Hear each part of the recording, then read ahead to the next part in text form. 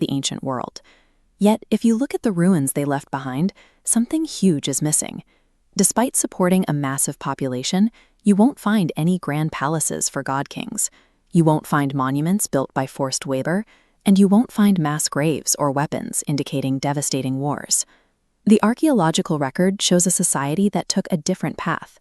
Rather than pouring their wealth into elite status symbols or military conquests, they invested directly into civic infrastructure that served their citizens.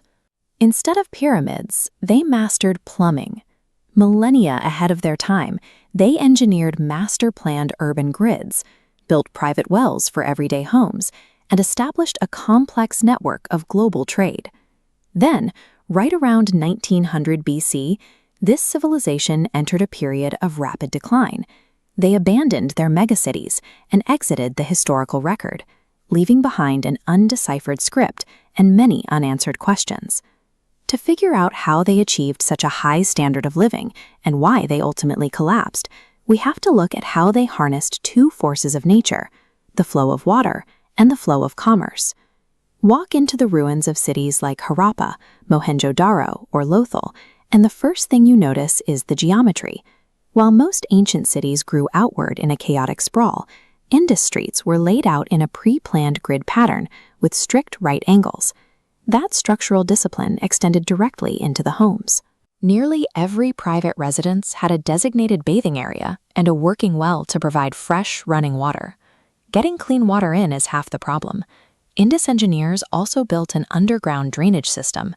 Individual home drains fed into covered, brick-lined channels beneath the streets, carrying waste away from residential zones. At the macro level, their public water management was just as rigorous. In cities like Dholavira, they excavated stone-lined rectangular reservoirs to capture and store seasonal monsoon water. Look at this structural comparison. On the left is the Indus drainage grid, and on the right is a modern municipal sewer schematic.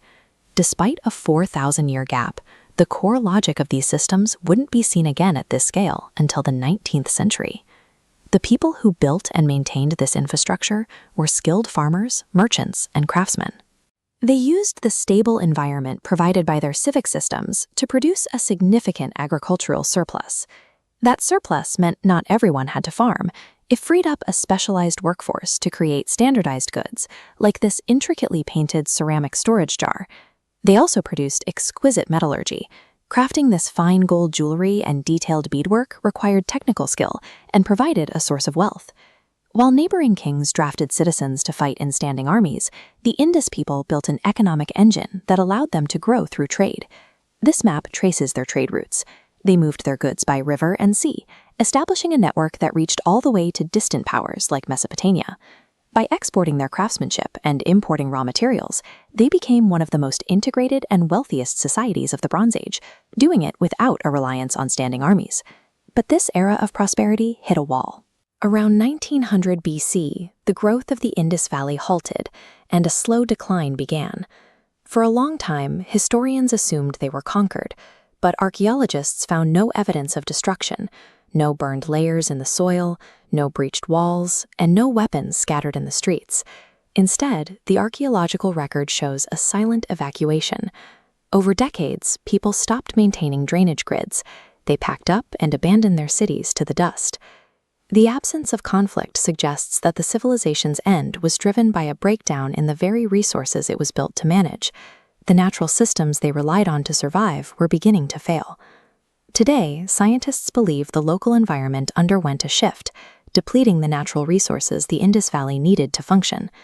Looking at this geographical model, we can see the impact. Global climate patterns changed, weakening the seasonal monsoons. At the same time, tectonic plates shifted, altering the courses of the life-giving rivers that fed the region. Without a constant, predictable flow of water, their agricultural surplus vanished. The trade networks froze. The public reservoirs ran dry, leaving millions of people with no choice but to migrate eastward and abandon the grid.